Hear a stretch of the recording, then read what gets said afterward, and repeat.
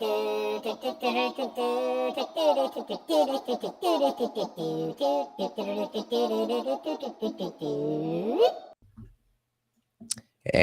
welcome everybody to Live at the Hive Digital Marketing from the Trenches. I am your host, Dan Nedelko. And today we've got a very special guest, Emily McGuire from AWeber, to join us today on episode 226 of Live at the Hive Digital Marketing from the Trenches, where we are going to talk about the fact that email is not dead the way we think about it is. So welcome, Emily, while we wait for the teeming masses to join us on our live. Thanks Thank so you. much for Happy to be being here. here. Yeah, Awesome. excited. Yeah, it's a lot of fun to talk about this stuff. And I really was looking forward to this live all week. You've got just an incredible background, very much focused on email marketing. And maybe you can just give us a bit of your background and what you're doing at AWeber these days. Yeah, so I have been in email marketing for 8 years now. And, I started it where a lot of, I think, email marketers start, which is in social media. Okay. And in my case, I was doing social media for a brand and they needed somebody to do email. And they were like, you do internet. You can do other internet, right? And I said, sure, let's do it. And I found out I loved it. So then I got a job only doing email marketing and learned from some really longtime professionals, and then went into a consulting career and got to get my hands dirty in so many different kinds of businesses. And now I get to geek out on email even more at AWeber, which is one of the original email service providers, started in 1998, and has been going strong ever since, helping hundreds of thousands of small businesses harness email marketing. And I get to do what I love, which is help people take advantage of email marketing and do it in a way that feels good for them and for their subscribers. That's it's actually amazing. Like when we first started talking, and I was just, as soon as we got in touch, I was like taken back to 1999 when it was a very different AWeber, very different world in email marketing altogether. But yeah, I got a bit of nostalgia there because it was like back in the day there was like AWeber and I think maybe Constant Contact, Yeah, and constant contact. I think they were very, like, obviously very small companies at the time, right? And have been around and been resilient through all those years. Yeah, I think the thing that's really fascinating, and you see this just as much as I do, as we do, which is constantly people saying that email is dead, right? That email is dying. And yet I look at my Gmail inbox on a given day, and it's kind of ironic because it sure doesn't look dead to me. Right. Yeah. I mean, people have been saying email is dead since I started in email marketing. I don't think that's going to go away. But what I have found, or, what I've seen is I don't think email is dead. I just think the way we think about it is. And I think people took on email as a newsletter from the good old days of paper, Mhm. paper publishing, Yep. when you'd send out that paper newsletter and people would be sitting down to read their mail or their newspaper, Mhm. and didn't have as many distractions at the time. And now we live in a world where people are checking their email on their phone or on their desktop, Mhm. and there are so many more distractions, notifications, texts, in addition to what's in your physical surroundings. And that means that people aren't reading 10 articles jammed in one piece of publishing channel, right? And to me, where I've seen email be more impactful is when we send people much less content in an email, Mhm. focus them around one pain point or challenge or update, right? And Mhm. then also focus them on the call to action we want them to take inside the email. And so streamlining that content and thinking more about it in terms of how we are, how we interact with people on a day-to-day basis, right? it, Hmm. it, it Hmm. just makes sense when you're having a personal conversation with somebody. You're not going to walk up to them and be like, here are the top 10 headlines you need to know about my life right now. you know um, you're going to tell them about the big thing and what you Hmm. want them to know about the big thing, and how, if anything, they can help you with it, Yeah. right? Yeah. And Absolutely. that's the big difference. Absolutely. There you go. That is some of the best advice that we would also preach about. Yeah, and a couple of things is, what we see quite often where we're working on our email marketing projects is, I mean, there is a time if there's a major company transition and there's just a lot to say, that's different. That's more Yeah. transactional. Like there are appropriate times for your, whatever, maybe it's a branding change or some big new release or whatever. But in general, yeah, I think you hit the nail on the head when we look at things like YouTube Shorts and TikTok and, LinkedIn videos. It's tell me one thing, give me one answer, make it snackable. I gotta go, right? Um, and instead of being very vague, it's really specific. We were just talking before. I gave away, one of the things that happens to me personally is I'm on a number of email lists, like we all are. It may not be useful to me. I may not be focused on it at that moment, but I do have this habit of going back into email searches in my Gmail where I'll say, I remember seeing this particular nugget and I need it now. And it could be weeks and months later. And I will look it up and then open that email well after the fact. Yeah, exactly. And yeah, we also have the power of search too at our fingertips to Mhm. go back and access things. But yeah, it's not going to happen all in that one moment, right? Yeah, for sure. So one of the things maybe we can get your insights on a little bit, um, there's iOS 14. Google has their promotions and updates tabs. Um, Maybe a little bit just on the general state of email marketing. Look, if a business is wondering, what is a good email open rate, for example, like what should they be looking at from a high level? It's obviously going to change a bit, and then maybe just some of the things you really should be looking at in terms of benchmarks for success in your program. Yeah, that it's so hard, because the more you get into data, the more you realize how imperfect it can be, and how much it needs to be contextualized. So I get that question all the time. What's a good email open rate? And it depends on the segment of your list. Your customers are going to be a lot more engaged than your leads. Mhm. So it can even depend on segments within the list. So I would say, really, I like to look at, anything above 20% is pretty good. Mhm. Obviously, it can be improved on. But really, what an open rate can tell me is if things are off. So anything under 10%, I'm going to get concerned. And Mhm. to me, that tells me that there is a data cleanliness issue, right? There's a list help issue. Mhm. So that means that maybe there are people on your email list who've been on there for years and who haven't engaged with your emails in years. Mhm. And really, they're just dead weight at that point. And so removing that dead weight is definitely going to increase your open rates. It also might tell me if your open rates are really low, that maybe not everybody on your list gave you permission to be on that list. Mm. Well, yeah, and we had some of our social posts, and we do hear this quite often, especially B2B. They'll be, yeah, I bought a list and I'm Yep. blasting it out. Yeah, please don't do that. Yep. It's You're just telling me. yeah, for sure. Yeah, no, it's a great point about segmentation, and I think that one of the vanity metrics that some businesses and marketers had tended to use is just the overall list size, right? Yes. Right. Yes. And yeah, one of the things that we like to do when we segment is you can have your super promoters. Those are the people in your list that they open every email and segment them, and then taking. I mean, people that if someone hasn't opened an email in years, right?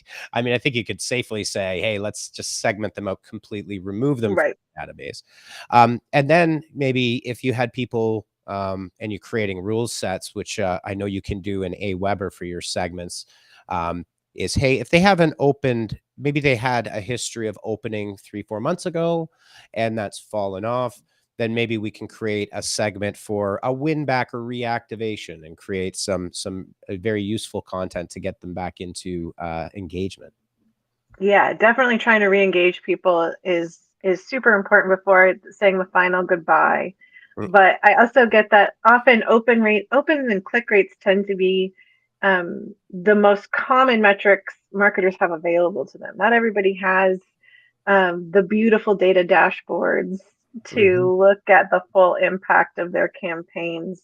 And I would encourage people to start thinking about what are the goals of their emails mhm, specifically? Is it generating leads, sales calls, sales in general, orders, booking, bookings, whatever that might be, mhm. and figure out how to track that with your emails, because otherwise you are going to heavily rely only on opens and clicks. That's a great point, and I think that's where we talk about lead scoring and tagging, for example, to really understand. And again, you mentioned it earlier, and I feel like if there's an overriding theme to what we're talking about with email marketing today, is the nuance. It's the small things that have large effects that can really change the entire game. Exactly. And I think often it's just taking a step back and saying, what do you really want out of Mhm, your email marketing program? What are your goals? mhm, And also, how do you view your subscribers? And how do you want to engage with them and build those relationships? mhm. Yeah, for sure. And one of the things that we try to advocate is, you know, I think people look at email in a different light, almost the way they look at like social selling and social media. And there's this perception that somehow it's different than a normal human face-to-face conversation. Right. Right? And I've seen some of the copy that you have out there in your email copy. And one of the things I noticed was you have this very personalized writing style and approachable, almost as if you read it out loud, that it was like, oh, I'm talking to Emily right now, or I'm talking to whomever it might be. Yeah, that's the goal. Talking like a human to other humans. It's Mhm. harder than you think it is. We get so in our heads about like wanting to sound polished and professional and like we never make mistakes, and that's just Mhm. not what humans are like. We are very messy people.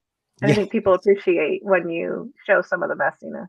And we'll dive into talking about the big topic because of your excellent title, and one of the things that you talked about, which is the newsletter. I know you earlier talked about that.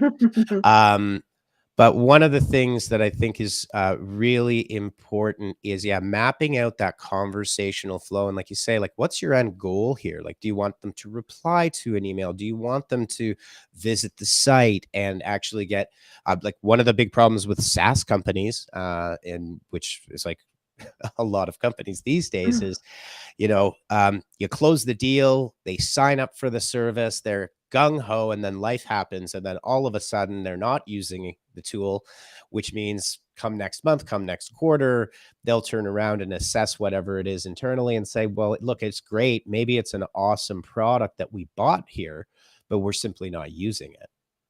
Right. Yeah, yeah. I mean, that's a huge one. And being able to, I mean, and that's also the beauty of email is that you have the data available to see how engaged people are with your product or whatever it is you're selling. Hmm. Um, and then be able to trigger follow-up series to nurture them back into it. And so, yeah, those are like onboarding series, trying to get people to adopt your product right away requires you to actively reach out to your brand new customers and show them how to use it, and not just how to use it but the value of using it. We often forget that too as tech folks, right? We're like, it's the product, I have all these features that you need to be using, but Hmm. people also need to know the why. And again, like that's so hard to take that step back and think about it that way if you're in it all day, every day. Yeah. Yeah. Oh, sorry. Go ahead. Continue. Well, I already lost my thought, so you go ahead. Okay. It's good. We're similar person. Sometimes I'm halfway through a sentence and I'll be like, oh, geez. The train went off the tracks, and now I got to get the train back on the tracks. Yeah, that's a really great point, is like talking about the why. And in communications, I think there's two things that I've learned in my experiences.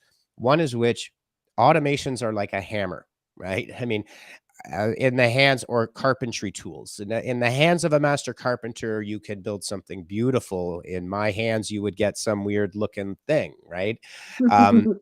And with the automations, the one thing that I've seen personally when we write these automations is personalized, one-to-one, not being very personal, and setting the automations. Like, for example, if someone checks out an FAQ section, or the help section is to trigger an automation to say, hey, Joanne, so glad to have you here.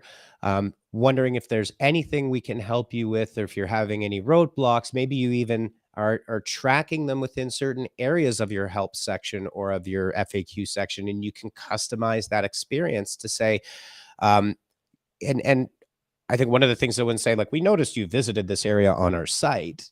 Creepy. Right. Super creepy.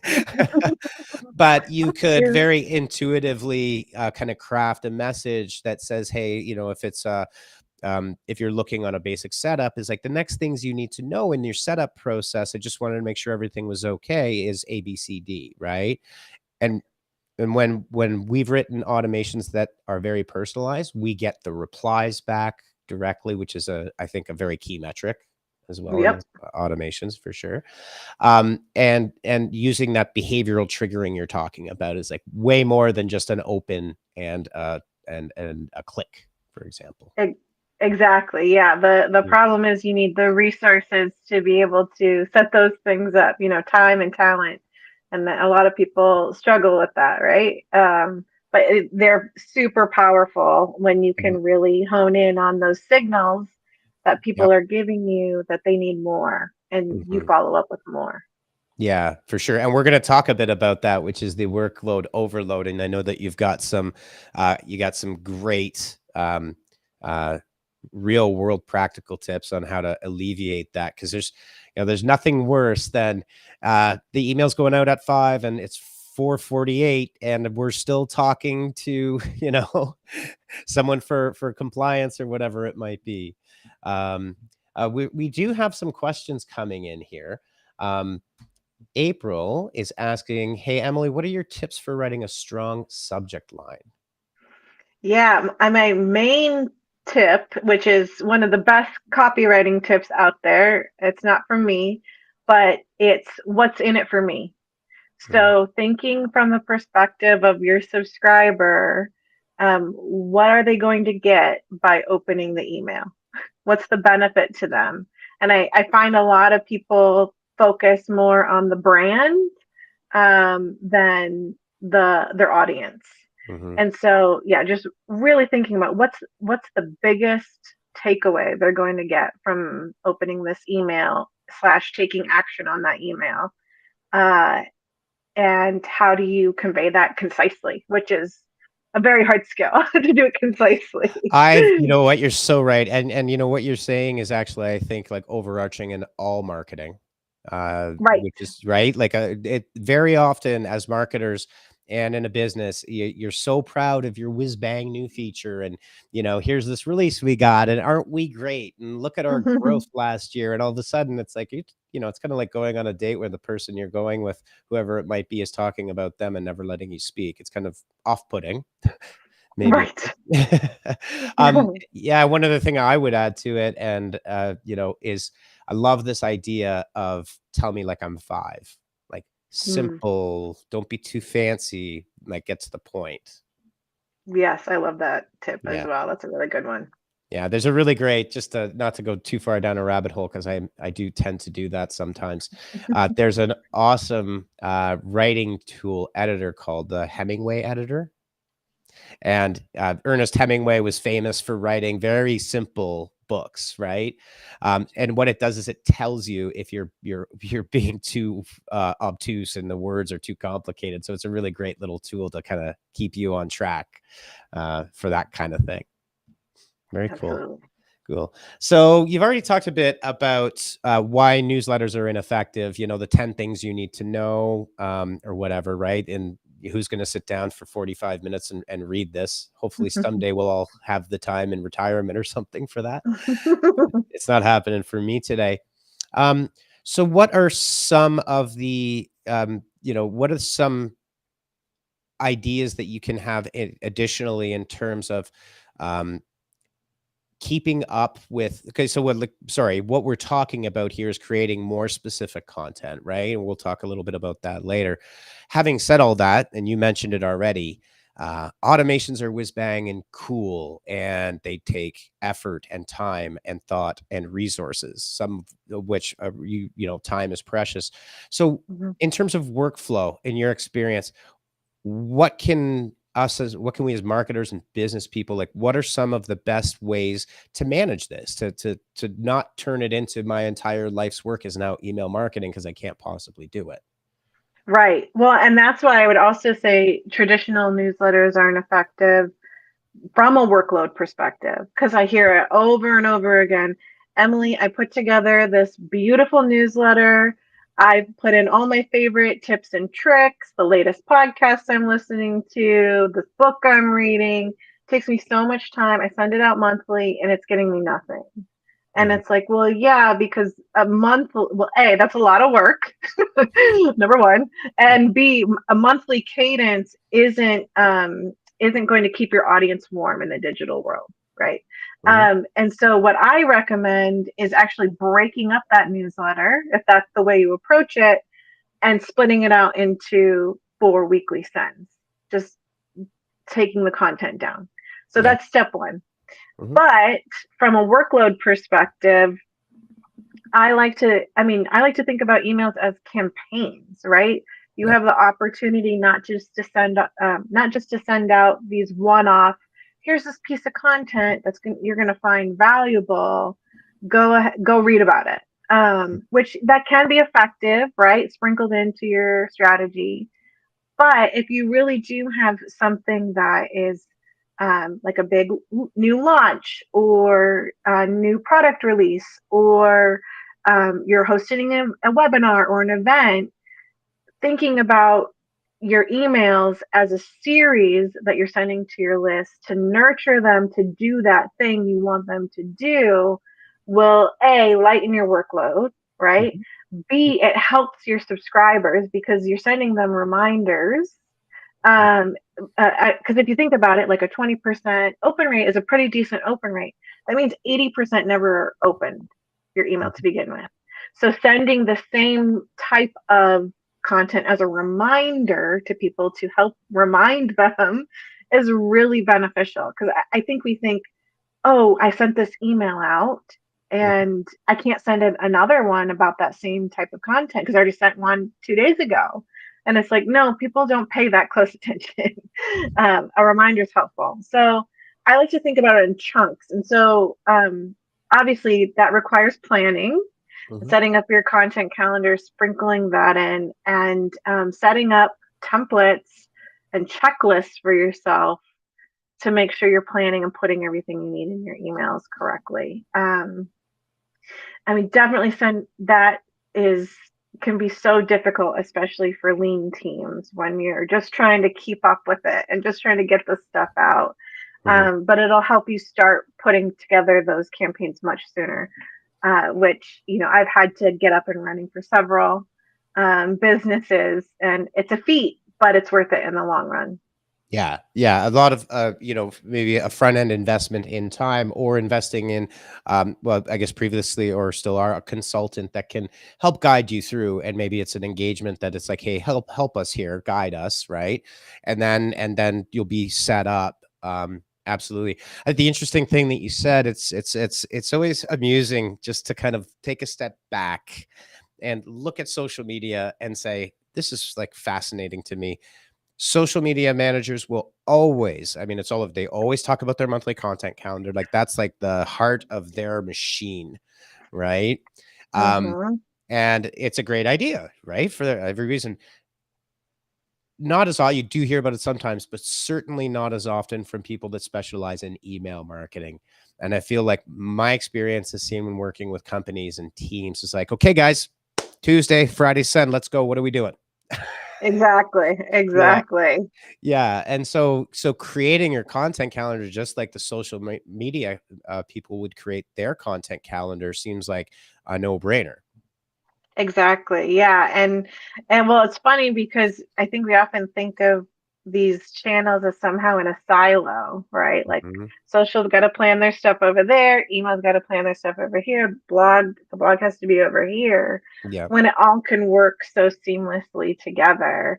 And like, and particularly in social, because you are churning out content daily, right? You have to have that calendar if you're gonna not lose your mind. Yeah. Uh, but making sure email is part of that entire content strategy, Mhm. and does it complement other things that are going on across channels, or even can you promote other things across channels? Like social is a great way to test out content and then Mhm. expand on it in email and That's, see, yeah. like I like to see what's really landing social media wise, and then like, oh, this is a really popular piece of content.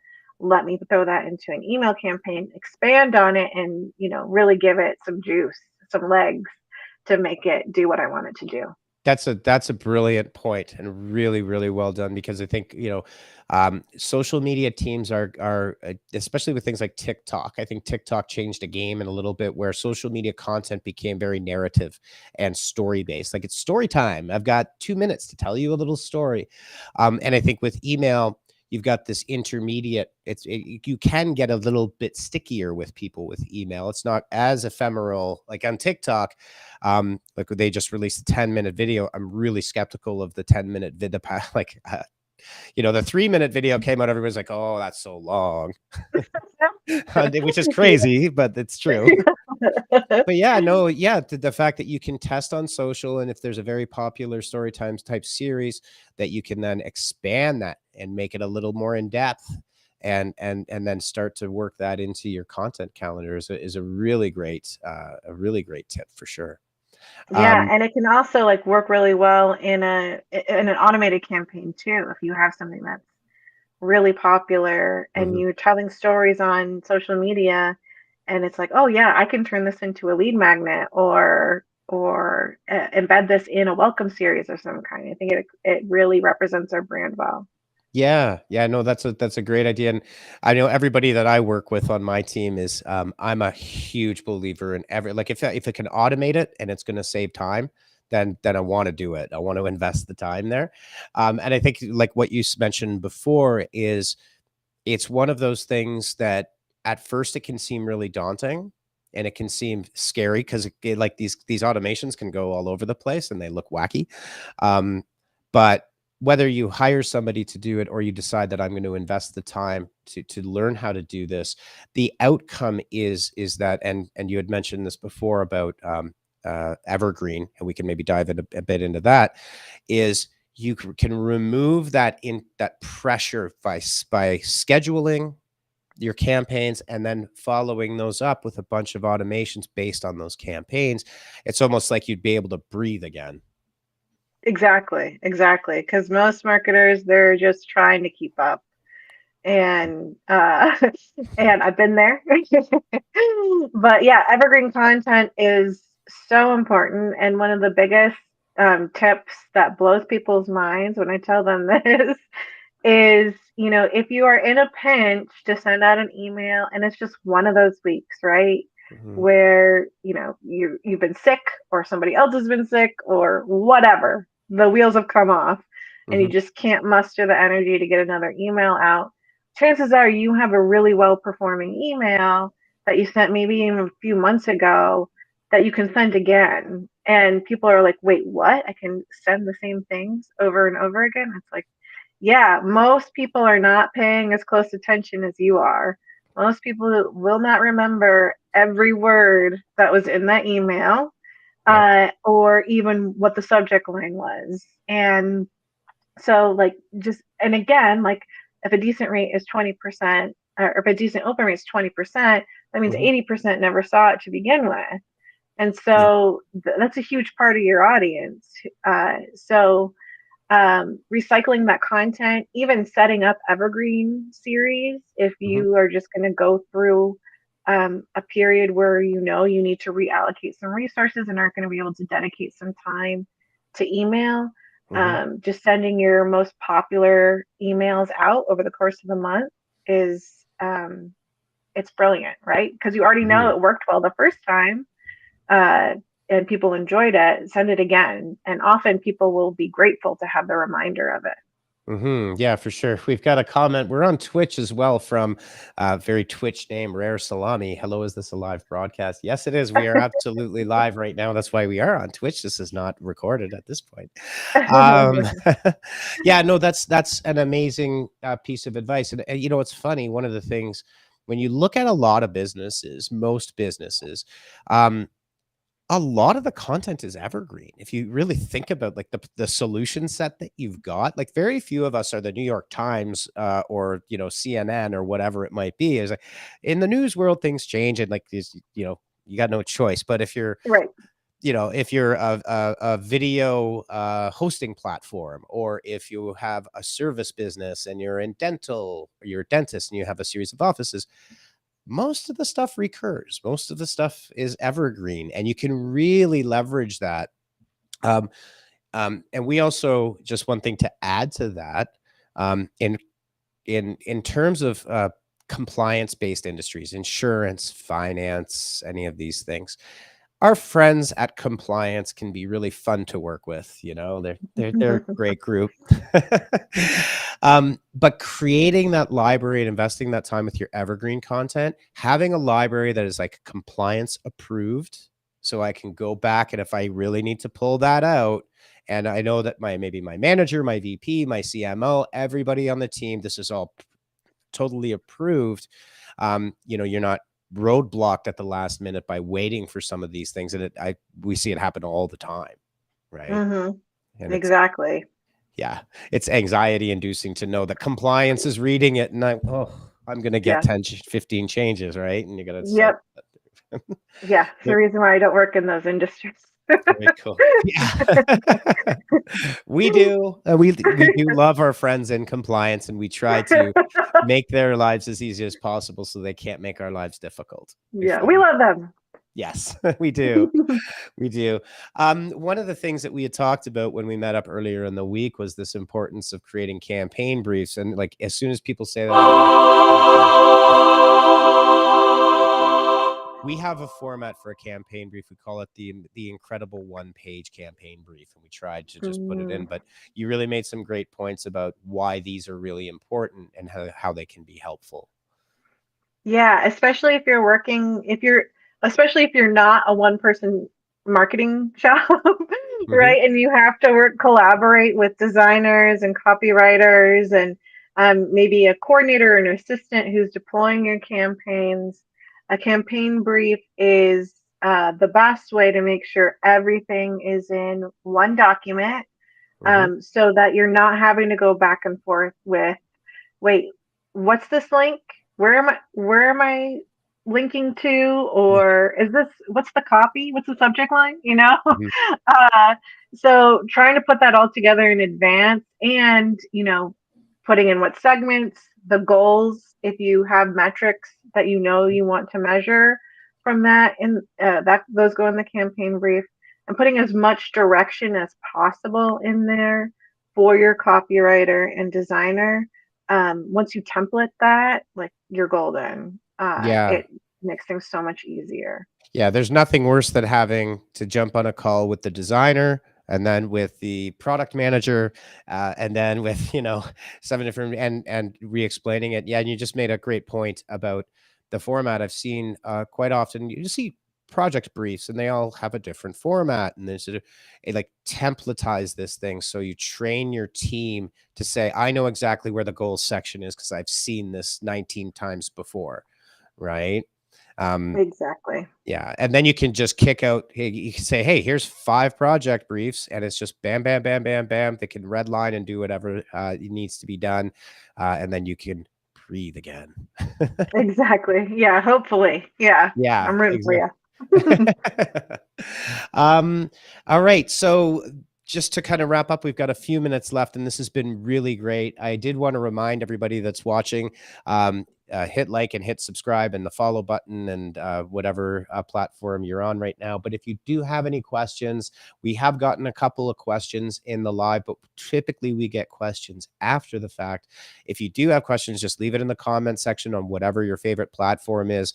And either we will answer or we will harass Emily for an answer if that's what you're looking for. We'll try not to, but let's talk about, and I think this, we've already given out some really, you've given out some great ideas about breaking down that newsletter into smaller chunks, turn them into little series.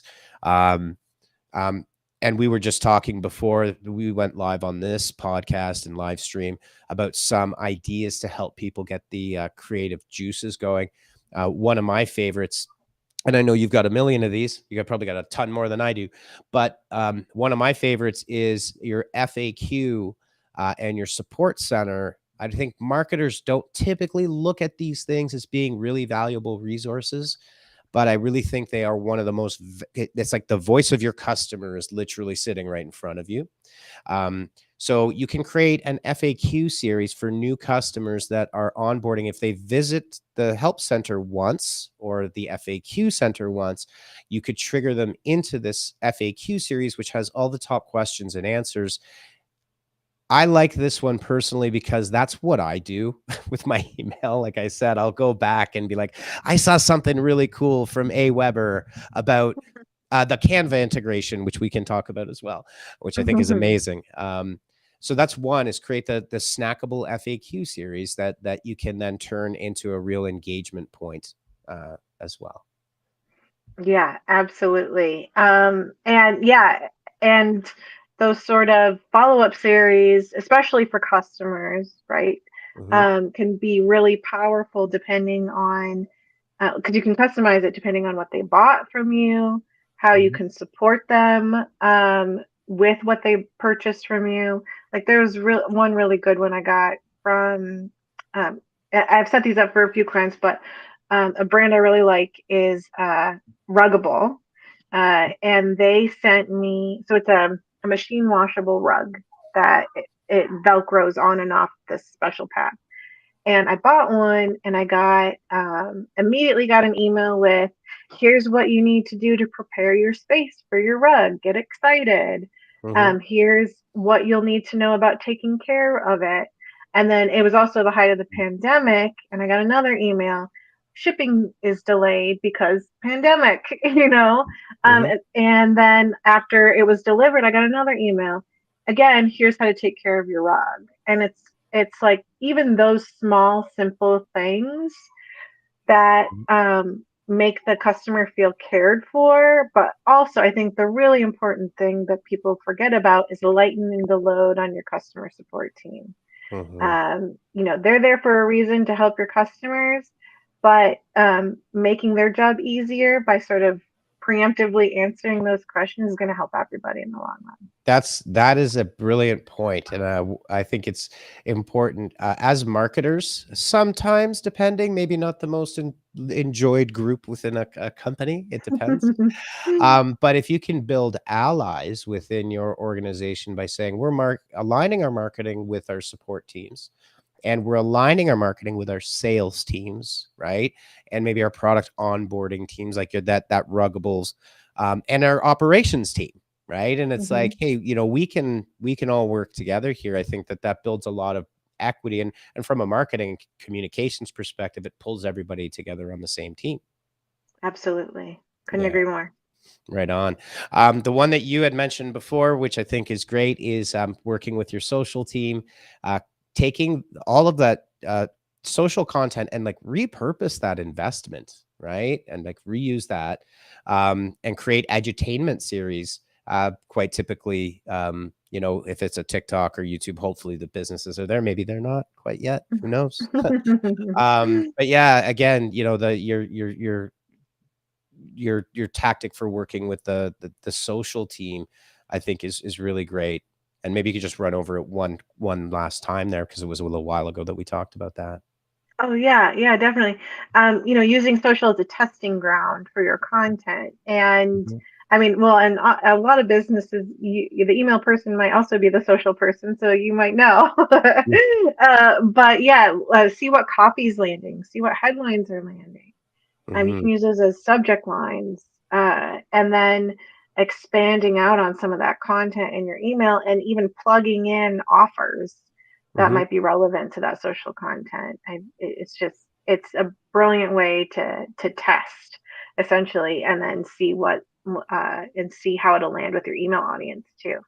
Yeah, for sure. And like one of the things that we're seeing, especially with TikTok, it's really amazing to see the growth of this platform. Like you're basically watching something incredible happening in real time. But the more I investigate TikTok, because I do, like, I'm on there a lot looking around, especially for content ideas, et cetera, is you see that you've got a Gen Z salesperson and she's working in a Toyota dealership in Ohio, and she makes all these funny videos about old school versus new school and like TikTok. And she's creating this amazing content that's really funny and it's engaging. I mean, that's perfect to use in your email list for whether it's a Friday afternoon funny or whatever, like lighten up and tell the joke. And you don't have to create that content at that point. Like, it's already been done. Right, Yeah. exactly. Yeah, and you can just even do little gifs of it in your emails. It's Yeah. fun.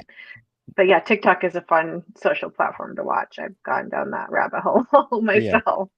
Yeah, and one of the things, that's a great little point, but we use animated gifs. We won't get into the naming thing. That's a can of worms. We don't need to go.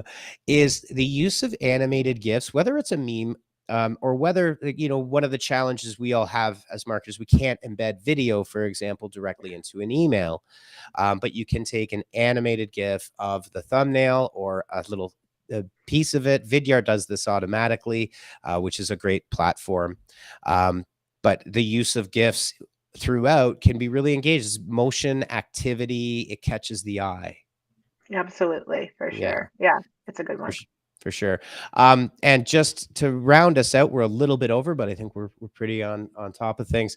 We talked about Aweber, the OG email platform, but it's come a long way. I mean, there's so many features in there to talk about. The one that kind of blew my mind, because I really like that idea, is this Canva integration for design, which sounds like it would be a godsend. Yeah, yeah, and we were one of the first platforms to integrate with Canva.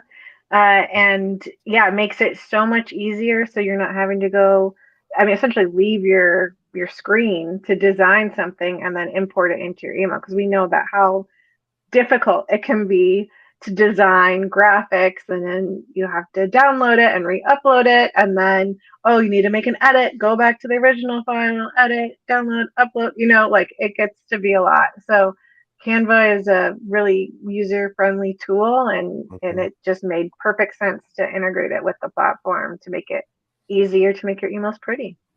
Yeah, and I mean, it seems like a little thing, but it's a huge thing.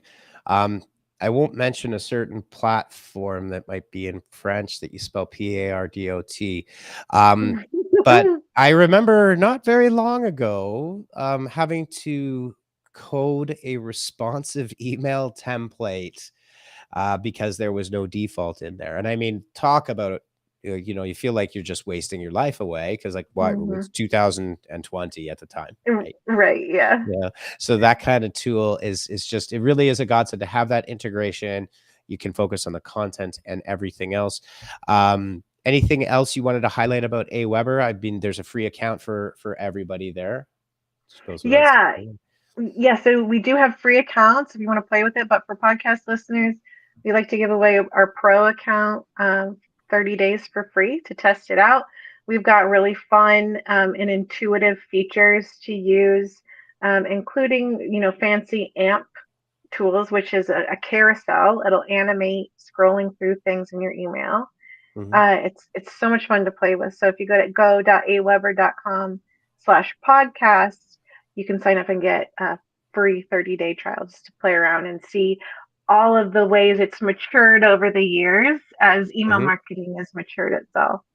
Yeah, absolutely. And also, you guys have a website builder, sorry, landing page builder, Yes, which is great. landing pages. Hmm. Yes, we have packed in a lot of features and with one of the lowest price points on the market. So landing pages, sign up forms, the whole shebang. Some people even build their whole websites on landing pages in our platform if they're trying to do it Hmm. uh, in a very low, no code way. So And that really is the future, right? I mean, even talking about like the no code revolution. One thing I know for a fact about Aweber, and because you've been around for 23, whatever, 24 years more, one of the curses of SaaS platforms that you might get tied into, and once you get into an email marketing platform, you've got data in there that's really important. Um, and we've seen this with some of the unicorns they shall remain unnamed, is they start out as very reasonably priced, and perfect, it's good, and then it's just like there's a wrench cranking down on you. We've doubled our prices, sometimes tripled our prices, and it makes you go, well, now is there an ROI when I'm spending hundreds, if not mhm, even over thousands of dollars in a month on the platform alone? And Aweber, exactly. I know, has always had this focus for the small business for reasonable prices without, and you've got a 25-year, 24-year history. So obviously I don't think that's going to change. Which is, it's an important point. When you have all these different tools, that stuff adds up.